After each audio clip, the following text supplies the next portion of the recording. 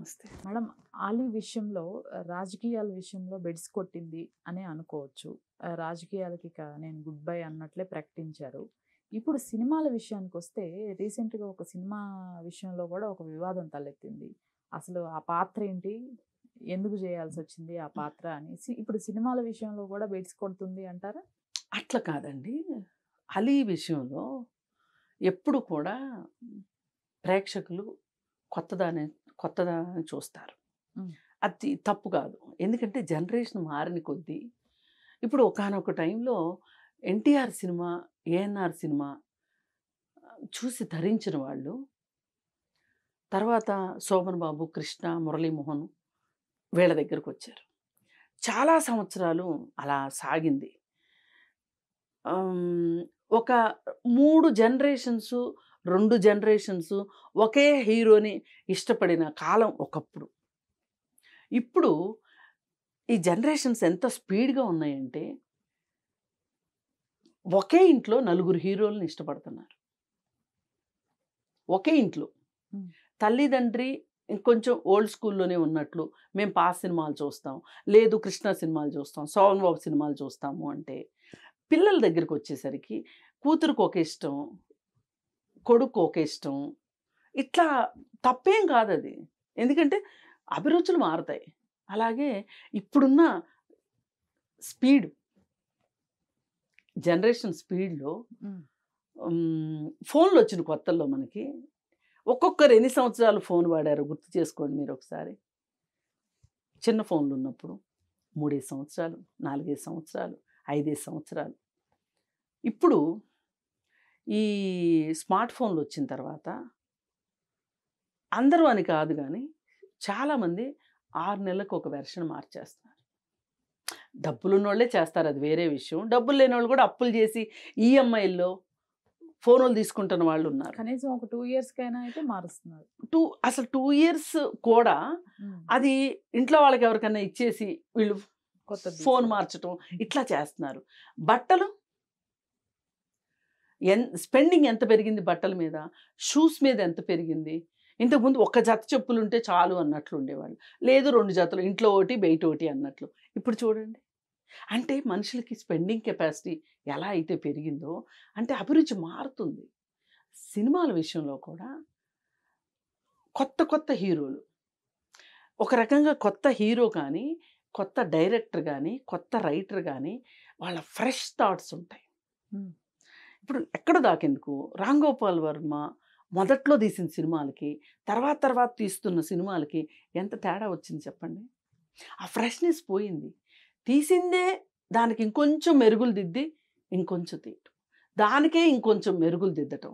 అది ఇది కాదు అంటే గనక ఏమైనా సరే హిట్ కొట్టాలి అంటే ఏదో ఒక కథాంశం రాసేయటం. అంటే ప్రేక్షకులు ఇష్టపడని, ఆ లాజిక్‌ని అర్థం చేసుకోలేని సినిమాలను తీయటం. ప్రేక్షకుడు ఆఖరి నిమిషంలో అయినా లాజిక్‌ని అర్థం చేసుకోకపోతే ప్రేక్షకుడికి కోపమొస్తది. ఏంటి నాకు అర్థం కాని సినిమా తీస్తారా వీళ్ళు? హ్మ్. అని అనుకుంటారు. అలా యాక్టర్స్ విషయంలో, హీరోల విషయంలో మారినట్లే కమెడియన్‌ల విషయంలో గూడా మారుతుంది. ఇప్పుడు అతి ఎక్కువ కాలం అలీ ఉన్నాడు ఫీల్డ్‌లో.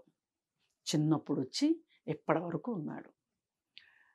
ఇప్పటి వరకు ఉండేటప్పుడు అలీ క్యారెక్టర్స్ ఎట్లా ట్రాన్స్‌ఫర్మేషన్ జరగాలి అంటే, ఎలా పరిణామం చెందాలి అంటే,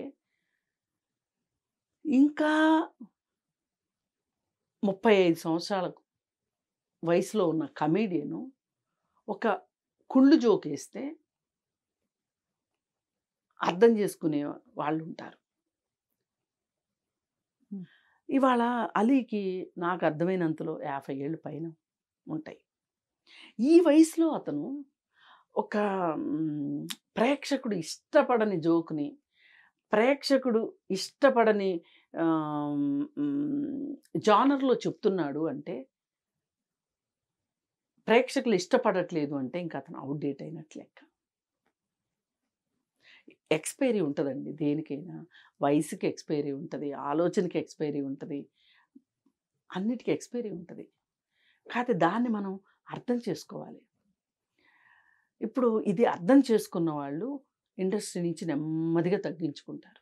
లేదు అంటే వాళ్ళ వయసుకు తగ్గ పాత్రలు వేస్తారు. ఇప్పుడు తనికెళ్ళ భరణి గారు ఉన్నారు. ఒకప్పుడు ఆయన బాగా పాపులర్ అయింది ఏంటి, చెల్లికి పెళ్ళి, మళ్ళీ మళ్ళీ జరగాలి పెళ్ళి అని ఒక కవిత రాస్తారు. ఉమ్, ఆ రోజు ఆ పాత్రని ఆస్వాదించారు అందరూ, లీనమయ్యారు, సంతోషపడ్డారు. ఈ రోజుకి that is the best joke కదా. ఉమ్, ఇప్పుడు ఈ వయసులో ఆయన ఇది జరిగి మళ్ళీ పెళ్ళి, మళ్ళీ మళ్ళీ పెళ్ళి అనే సినిమా, ఆ పాట వచ్చిన సినిమా వచ్చి దాదాపు 25 సంవత్సరాల పైన అయింది. ఉమ్, ఇవాళ కూడా తనికెళ్ళ భరణి అలాంటి ఒక జోకేసే పాత్రలో ఉన్నాడు అనుకోండి, ప్రేక్షకులు రిసీవ్ చేసుకోరు. అలీ చేస్తున్న తప్పది. ఆయన ఇవాళ ఒక జోకర్కి తండ్రిగా ఉన్నాడు అనుకోండి, బాగుంటుంది. ఉమ్. ఒక కమెడియన్కి Comedian కి. కమెడియన్కి ఫాదర్గాను అన్నగాను ఉన్నాడు అనుకోండి, బాగుంటుంది. కానీ అలీకి ఈ ఫీల్డ్ని వదిలిపెట్టాలని లేదు. మధ్యలో కొంచెం పాలిటిక్స్లోకి వెళ్ళి ఆయన అదృష్టాన్ని పరీక్షించుకొని కొంచెం సినిమాలకు విరామం ఇద్దాము అని అనుకున్నాడు. కానీ రాజకీయాల విషయంలో, ఇప్పుడు సినిమాల విషయంలో ఎలా తప్పటడుగులు వేస్తున్నాడో, ఇప్పుడే కాదు ఒక 2-3 సంవత్సరాల నుంచి కూడా, ఒక 4-5 సంవత్సరాలుగా లెక్కేసుకుంటే కనుక ఏ పాత్ర పేలట్లేదు. ఏంటి అలీ కూడా ఇట్లా చేస్తున్నాడు, అలీ ఎందుకు ఇలా చేస్తున్నాడు, ఈ సీన్కి ఎందుకు ఒప్పుకున్నాడు, ఎలా ఒప్పుకున్నాడు అనే మాటలు వినిపిస్తున్నాయి బయట. అదే సందర్భంలో రాజకీయాల్లో కూడా ఒక రకంగా చాలా పెద్ద తప్పటడుగు వేశాడు. చాలా తప్పటడుగు వేసి, కానీ చాలా తొందరగానే సంభాళించుకున్నాడు ఒక రకంగా. ఉమ్, అతనికి ఏదో పోస్ట్ ఇస్తామన్నారు, అది ఇవ్వలేదు, కొంచెం తగ్గించాడు డోసు. ఇంకో పోస్ట్ ఇస్తామన్నారు, అంటే టికెట్ ఇస్తామన్నారు, అది కూడా ఇవ్వలేదు. అతను నెమ్మదిగా క్విట్ అయిపోయాడు. ఓకే. అదే అతను గనక పవన్ కళ్యాణ్ చాలా స్నేహితుడు తనకి. ఉమ్, పవన్ కళ్యాణ్ పార్టీలో కనుక అతను చేరున్నట్లయితే కనుక పవన్ కళ్యాణ్ అయితే ఇలా చేసేవాడు కాదు. ఏదైతే మాట ఇచ్చాడో అది చేసేవాడు. అతను అనుకున్నది ఏంటి, అలీ అనుకున్నది ఏంటంటే, పవన్ కళ్యాణ్కి ఇంత రాజకీయ భవిష్యత్తు, ఇంత రాణిస్తాడు అని ఊహించల. అక్కడ ఒక స్ట్రాటజీ, అతను వేసిన ఎత్తు విఫలమైంది. అలీ వేసిన ఎత్తు ఉమ్, అలీ సరిగా అర్థం చేసుకోలేకపోయాడు. ఇప్పుడు రాజకీయ పరిస్థితిని సరిగా అర్థం చేసుకోవాలా, ప్రజల నాడిని అర్థం చేసుకోవాలా. ప్రజల నాడిని అర్థం చేసుకున్నట్లయితే గనక పవన్ కళ్యాణ్ పార్టీలో చేరుండేవాడు. చేరుంటే ఇవాళ ఎమ్మెల్యేను ఎంపీను అయ్యి ఉండేవాడు. ఇప్పుడు అక్కడ ఎమ్మెల్యేలు ఎంపీలు అయిన వాళ్ళందరూ అలీ కంటే గొప్ప వాళ్ళే, అలీ కంటే ప్రజాదరణ ఉన్న వాళ్ళు అయితే కాదు. అవును. కానీ అతని సెలక్షను పాలిటిక్స్లో వైసీపీ పార్టీ ఎంత రాంగ్ అయిందో, ఇప్పుడు సినిమాల్లో అతని పాత్రలు కూడా అంతే రాంగ్ అయినాయి. అది అతను అర్థం చేసుకోవట్లే. దానికి తోడు పూరి జగన్నాథ్ కూడా ఎట్లయినా సినిమా ఆడాలి, స్మార్ట్ సినిమా బాగా ఆడింది. పూరి జగన్నాథ్ గురించి కూడా ఈ సందర్భంగా ఒక 2 ముక్కలు మాట్లాడుకోవాలి. ఓకే. పూరి జగన్నాథ్ సినిమాలో అసలు స్త్రీకి విలువ ఉండదు, గౌరవం ఉండదు. చాలా ఒక సెక్స్ సింబల్గా చూపిస్తాడు. హీరోని ఎలా అయితే ఎలివేట్ చేస్తాడో, హీరోయిన్ని ఒక 4 పాటలకో, 4 ద్వంద్వార్థపు మాటలకో, అలాగే ఇప్పుడు యూత్కి క్యాచీగా ఉన్న మాటలకో నిలబెట్టేస్తాడు హీరోయిన్ని. ఒక్క జ్యోతిలక్ష్మి సినిమాలో చార్మిని చూపించినట్లు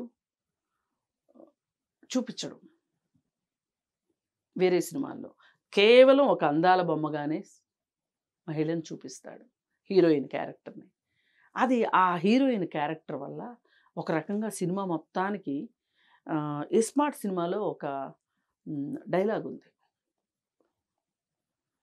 అమ్మాయి శరీరాన్ని చికెన్తో పోలుస్తాడు.